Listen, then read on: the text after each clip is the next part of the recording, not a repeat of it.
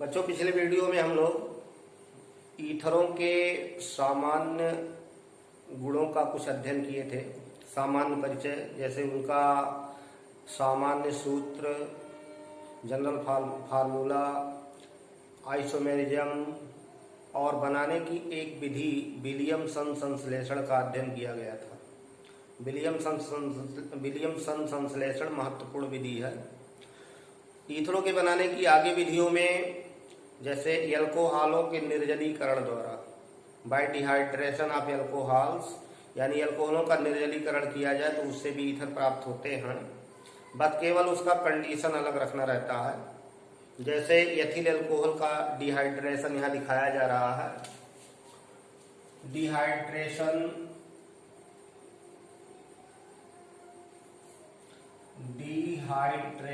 Of ethyl alcohol.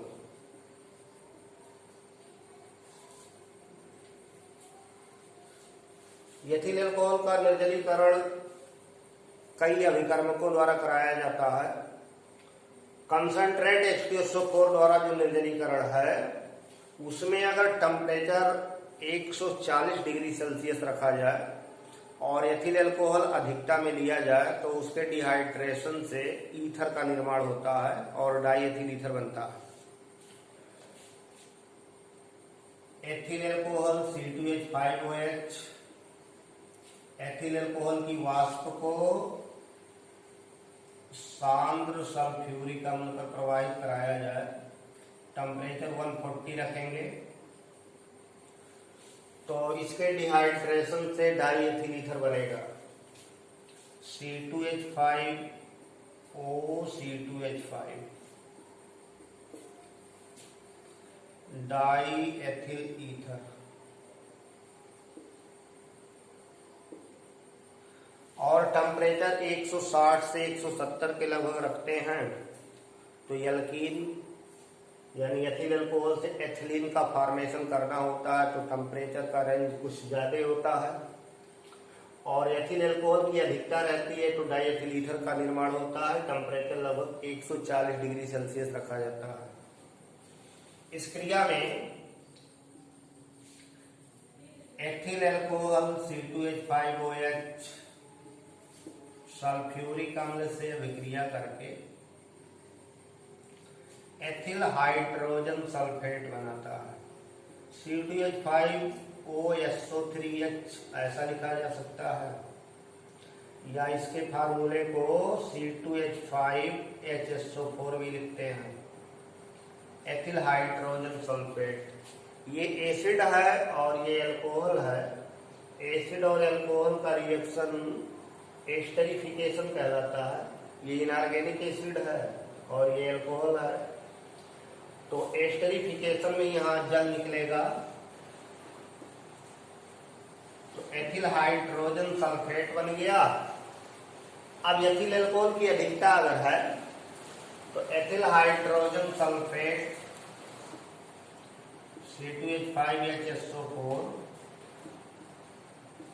Ethyl alcohol की अधिकता से पुनः रिएक्शन करके C2H5O C2H5 डाईएथिल ईथर और इस तरह H2SO4 का निर्माण फिर हो जाएगा। डाईएथिल ईथर दो पदों में इस तरह लिखाया जाता है। तो डिहाइड्रेशन की जो मैकेनिज्म दिखाई गई थी एल्कीन बनाने में, वैसे ही मैकेनिज्म यहाँ होता है। इसमें पहले प्रोटोनेशन होगा, फिर डिसोसिएशन होगा और जो कार्बोकैटायन बनेगी फिर वो अगले एल्कोहल से रिएक्शन करके फिर आगे ईथर का निर्माण करती है। ये महत्वपूर्ण विधि है। इस विधि के द्वारा लेबोरेटरी में, प्रयोगशाला में डाईएथिल ईथर का फॉर्मेशन किया जाता है, डाईएथिल ईथर का निर्माण किया जाता है और वो कंटिन्यूअस ईथरीफिकेशन प्रोसेस है, उसको अविरत ईथरीकरण विधि कहते हैं। तो ये महत्वपूर्ण अभिक्रिया है डाईएथिल ईथर के बनाने की प्रयोगशाला विधि की। अगली रासायनिक अभिक्रिया एल्किल आयोडाइडों से है, या एल्किल हाइड्राइडों की सिल्वर ऑक्साइड से रिएक्शन कराते हैं। ईथर बनाने की विधि तीसरी है by reaction of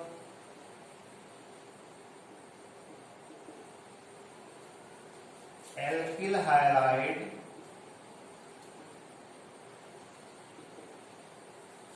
with dry silver oxide. शुष्क सिल्वर ऑक्साइड के साथ रिएक्शन कराएंगे तो ईथर मिलेगा। ड्राई सिल्वर ऑक्साइड रहना चाहिए।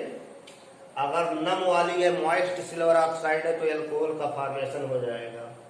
तो ईथर बनाने में सिल्वर ऑक्साइड शुष्क प्रयोग करते हैं।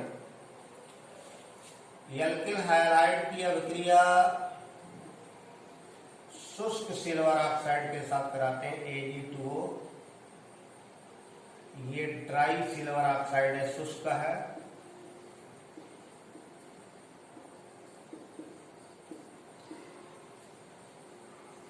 तो ROR ईथर बनेगा और सिल्वर हाइलाइट बन जाएगी, AgX बन जाएगी। ये ईथर है। जैसे डाई एथिल ईथर बनाना हो तो एथिल आयोडाइड ले लीजिए, C2H5 एथिल आयोडाइड,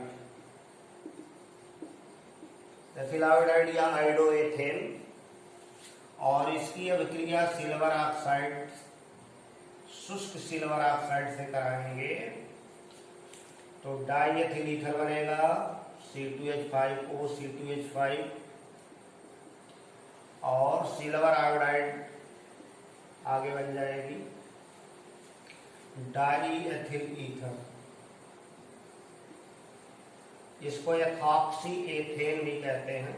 आईयूपीएससी नाम पूछा जाए तो एथॉक्सी एथेन। ईथरों का नॉमेनक्लेचर आपको शुरू में बताया गया था।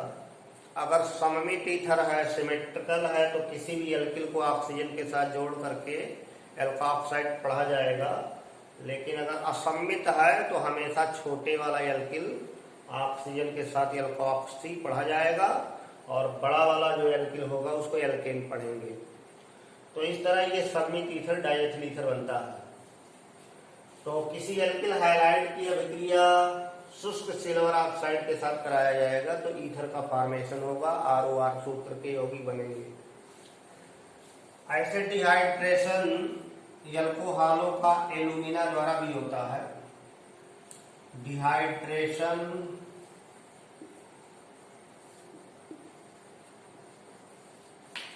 ऑफ एल्कोहल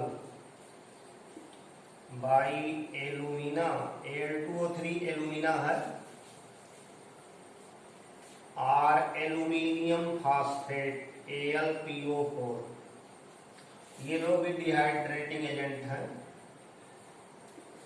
तो सल्फ्यूरिक अम्ल के जगह पर एल्यूमिना या एल्यूमिनियम फास्फेट का प्रयोग आप कर सकते हैं। एल्यूमिना का प्रयोग करेंगे तो टेम्परेचर का रेंज लगभग 240 से 260 रखते हैं। जैसे ethyl alcohol C2H5OH, ethyl alcohol की अधिकता, अब इसकी वाष्प को एल्यूमिना पर प्रवाहित कराया जाए, Al2O3 पर प्रवाहित कराया जाए, टेम्परेचर का रेंज लगभग 240 से 260 रखते हैं। तो इसके डिहाइड्रेशन से ईथर बनेगा C2H5O C2H5, diethyl ether बनेगा, diethyl ether. Ethyl alcohol, तो डिहाइड्रेशन की एक रिएक्शन ये है कि एथिल अल्कोहल से डाइएथिल ईथर बनाने के लिए एथिल अल्कोहल की वाष्प को एल्यूमिना पर 240 से 260 डिग्री सेल्सियस ताप पर प्रवाहित कराया जाए तो एथिल अल्कोहल डिहाइड्रेट होकर के, निर्जलीकृत होकर के डाइएथिल ईथर का फॉर्मेशन करता है। इसी का आगे जो एल्यूमिनियम फास्फेट डिहाइड्रेटिंग एजेंट के रूप में प्रयोग किया गया है, उसकी भी रिएक्शन इसी तरह दिखाई जाती है। डाई एथिल ईथर बनाने के लिए एल्यूमिनियम फॉस्फेट डिहाइड्रेटिंग एजेंट लिया जाए। एथिल एल्कोहल की वाष्प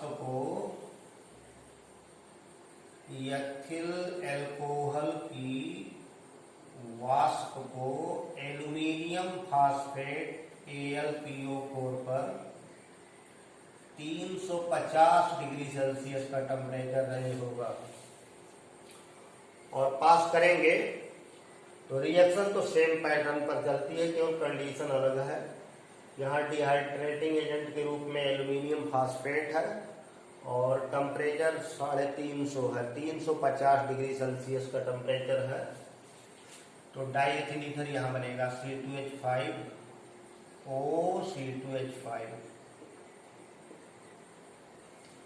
डाई एथिल ईथर बनता है।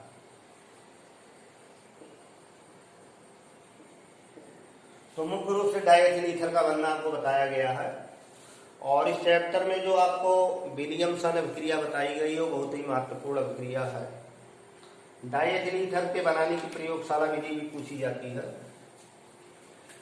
तो उसका आप लेबोरेटरी मेथड का चित्र बना करके और जो रिएक्शन बताया उसका वर्णन कर देंगे तो लेबोरेटरी मेथड का वर्णन हो जाएगा।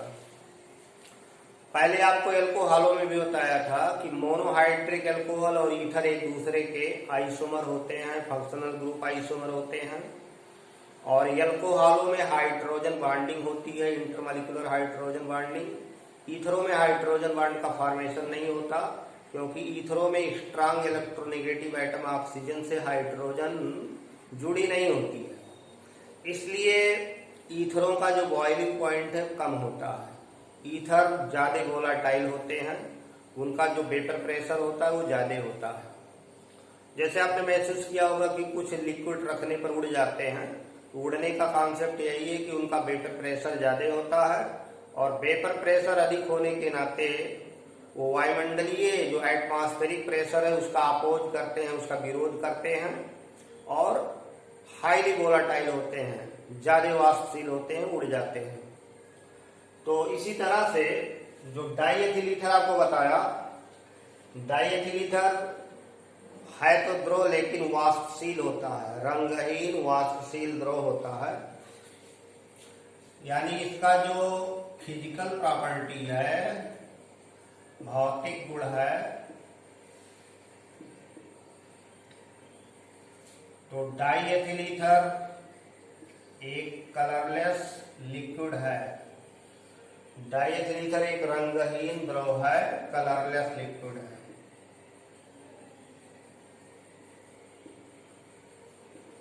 और अतिवाष्पशील होता है, हाईली वोलाटाइल होता है, यानी रखने पर उड़ जाएगा। डाई एथिल ईथर का जो बॉइलिंग पॉइंट बताया गया क्वथनांक वो 34.5 डिग्री सेल्सियस बताया गया है। Boiling point of die ethyl ether approximate ये 34.5 डिग्री सेल्सियस है। तो अब ये कम क्वथनांक है। जैसे जल आप देखते हैं तो जल का क्वथनांक सामान्य वायुमंडलीय दाब पर 100 डिग्री सेल्सियस है। सामान्य वायुमंडलीय दाब का तात्पर्य है एक atmospheric pressure equal to 760 mm होता है। तो एक वायुमंडल दाब पर, सामान्य वायुमंडलीय दाब पर जल का बॉइलिंग पॉइंट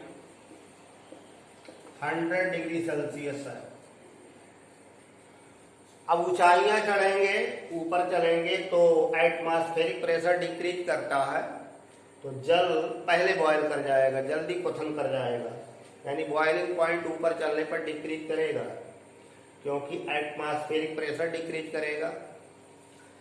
और ये सामान्य वायुमंडलीय दाब पर 34.5 डिग्री सेल्सियस दाब पर बॉयल करता है, क्वथन करता है। तो अब इससे स्पष्ट है कि हाईली वोलाटाइल है और आसानी से उड़ जाएगा, वाष्पित हो जाएगा। तो डाई एथिल ईथर रंगहीन अति वाष्पशील द्रव है और इसका क्वथनांक 34.5 डिग्री सेल्सियस है। इसे अगर आप हथेली पर रखेंगे तो हथेली पर रखने पर ठंडे की अनुभूति होती है।